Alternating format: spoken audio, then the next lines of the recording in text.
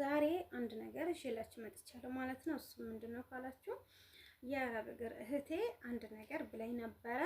እኔ ብዙ ጊዜ የሰራሁትን ደሞሴን በአሰሪ እጅ አስቀምጬ ነበረ ብላ አማክራኝ ነበረ። ሰላም ጤና ይስጥልን ውድና እየተከበራችሁ የባለሜሊያስ ቻናል ቤተሰቦችዬ እንዴት ናችሁ? ደህና ናችሁ ወይ? ሁሉ ሰላም ሰላማችሁ ብዙ ትርፍ ይበልላችሁ። ለቤት አዲስ ሆናችሁ ላይክ፣ ሼር፣ ሰብስክራይብ እያደረጋችሁ ቤተሰብ እንድትሆኑ በአክብሮት ጋብዣችኋለሁ እያልኩኝ እንደተለመደው አዳዲስ ቪዲዮዎችን አዳዲስ መረጃዎችን ይዤላችሁ ቀርባለሁ ማለት ነው ከዚህ በኋላ እና እሱ ምንድነው ካላችሁ አንድ እህቴ የአረብ ሀገር የስደተኛ እህቴ በሶሻል ሚዲያ ነበር የተገናኘ ነው። አንድ የደረሰባትን ነገር አማክራኝ ነበረ። እሱ ምንድነው ካላችሁ ብዙ ጊዜ አረብ ሀገር ስንሰራ በእርግጥ በነፃ አይደለም የምንሰራው፣ በብር ነው። ብር ለመቀበል አሰሪም ብር ለመስጠት እኛም ደግሞ ብር ፈልገን የምንሰራው እና እቺ እህታችን ብዙ አመት ሰርታለች፣ ተዋውቃለች፣ ተግባብታለች ከነሱ ጋር። ከዛ በኋላ ብሯን ግን በየወሩ አይደለም የምትቀበለው። በየወሩ መቀበል ጥቅምም አለ፣ ጥቅም ነው። በእርግጥ የሰራነውን ገንዘብ በየወሩ ሲሰጣችሁ በጣም ጥሩ ነው። በየወሩ ካልተሰጠም በጣም ጉዳት ነው። ለምን ብትሉ እያንዳንዱን ነግራቸዋለሁ ማለት ነው። ለይቴ ያጋጠማትን ነገር እያንዳንዱን ነግራቸዋለሁ። እሷ ያካፈለችውን ነገር አንድንም አልቀንስም፣ አንድንም እንትን ሳላደርግ እነግራቸዋለሁ ማለት ነው። እና ብዙ ጊዜ እኛ አረብ ሀገር ከመጠን በኋላ የምንሰራውን ደሞዝ በወሩና በሰዓቱ ካልተቀበለን ምን አይነት ጉዳት ይኖራል ወይስ ምን አይነት ችግር ያጋጥማል የሚለውን ነገር ለራሴ ጥያቄ አድርጌዋለሁ ማለት ነው። እና እቺ እህቴን ያጋጠማት ነገር እያንዳንዱን ነገር ደግሞ እነግራቸዋለሁ ማለት ነው። ብዙ ጊዜ እኛ በምንሰራበት ሰዓት በነፃ አይደለም አረብ ሀገር የምንሰራው ብር ለመቀበል፣ ብር በሰዓቱ በወቅቱ ለመቀበል ነው። ነገር ግን እቺ እህቴ ብዙ አመት ሰርታለች፣ ከነሱ ጋር ተግባብታለች። እንዳልኳችሁ ከተግባባች በኋላ ድሮ በየወሩ ነበር የምሰጡት። ከዛ በኋላ በየሰዓቱ ይሰጧታል ደሞዟን ማለት ነው። ከትንሽ ጊዜ በኋላ በየወሩ አለመስጣት ትቶ በቃ ከተግባቡ ከሷ ጋር ተዋወቁ።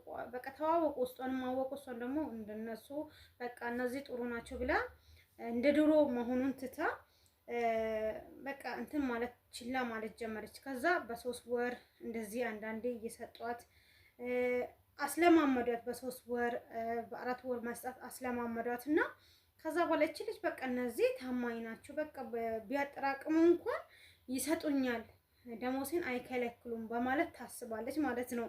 እና አንዳንድ ጊዜ እኛ ማለት ነው አንድ ሰው ሲያስመስለን እኛ በቃ አንድ ነገር ማሰብ ያቅተናል ማለት ነው። አንድ ሰው የሆነ ነገር ለመከልከል ካሰበ አውቆ ይሰጠናል። ከዛ በኋላ ደግሞ እየሰጣ በሆነ አጋጣሚ ሊከለክለን ይችላል ማለት መገመት አያቅተንም እኛን ማለት ነው።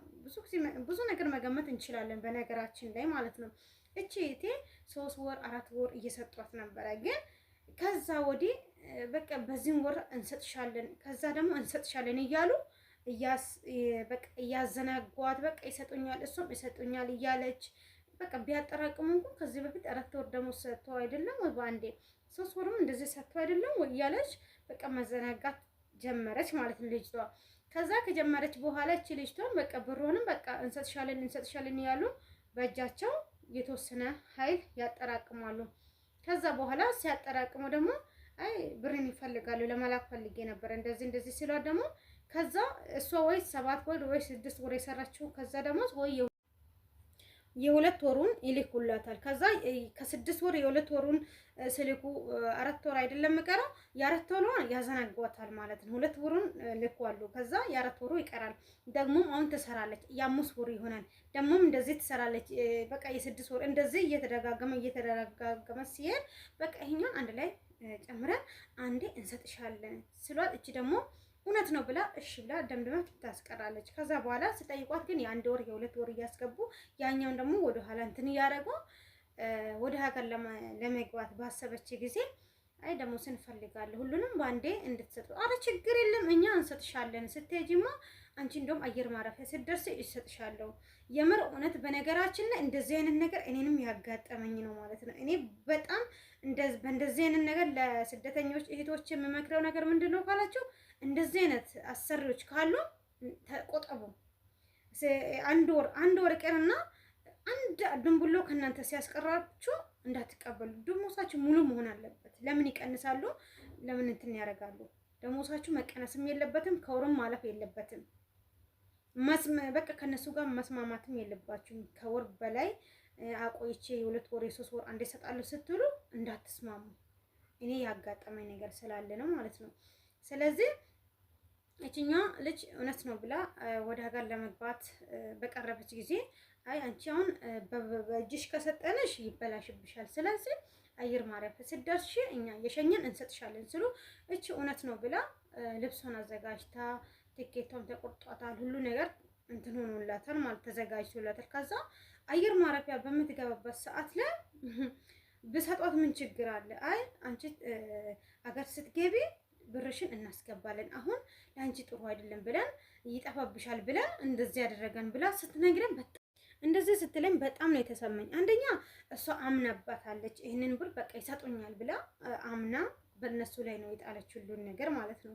ስለዚህ እንደዚህ የምታደርጉ ስንቶቻችሁ ናችሁ ያላችሁ ማለት ነው። የራሳችሁን ደሞዝ በሰዓቱ መቀበል ስትችሉ በእነሱ ላይ እምነቱን ጥላችሁ እንደዚህ የምታደርጉ ስንቶቹ ናችሁ ለማለት አስቤ ነው። በዚህ አጋጣሚ በአሰሪዎች እጅ ላይ ብራችሁን ወይም ደሞዛችሁን እንትን የምታጠራቅሙ እህቶች ካላችሁ በዚህ አጋጣሚ ተቆጠቡ። ደሞዛችሁ በሰዓቱ መቀበል አለባችሁ። ከናሱ ጋር ምንም ግጭት፣ ምንም ክርክር አለማምጣት። ደሞዛችሁ በጊዜ መውሰድ አለባችሁ።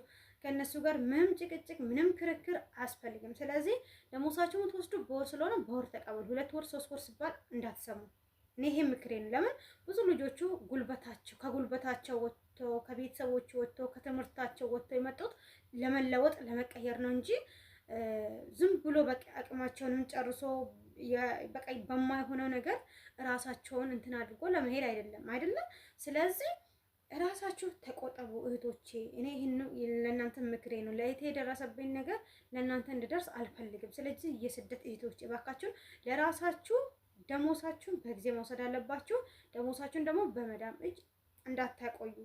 ይህንን ብዬ ለመምከር እወዳለሁ ማለት ነው። በዚህ አጋጣሚ ከወደዳችሁ ላይክ እያደረጋችሁ ሼር እያደረጋችሁ አበረታቱኝ ማለት ነው።